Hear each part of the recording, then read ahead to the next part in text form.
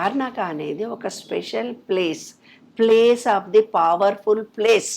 ఎందుకు powerful place?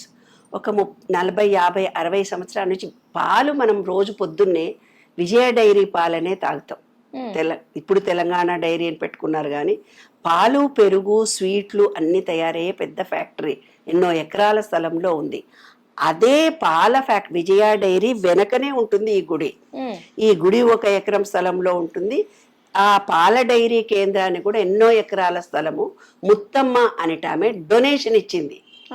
స్థలాన్ని donation ఇచ్చినటువంటి పవిత్రమైన ప్లేస్.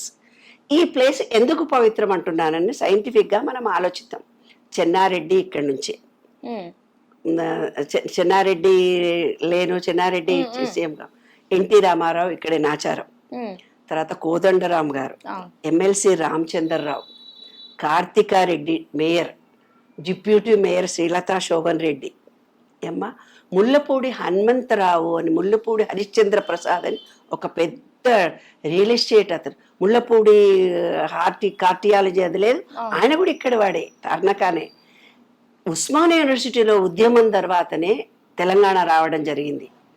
అంటే తార్నాకాలో ఎంతో మంది మేధావు, అందశ్రీ గుడి పక్కనే ఉంటుంది ఆయన ఇల్లు, మధ్యలో ట్రైన్ ట్రాక్ అడ్డము, పక్కనే ఉంటాడు అందశ్రీ కూడా. అట్లా ఎక్కడ మీకు పెద్ద పెద్ద వాళ్ళు ఎవరెవరు ఉన్నారు అని అంటే ఈ హైదరాబాద్ మొత్తంలో పవర్ఫుల్ ప్లేస్ ఇది, పవర్ఫుల్ ప్లేస్ ఇది అని నేను చెప్పాను.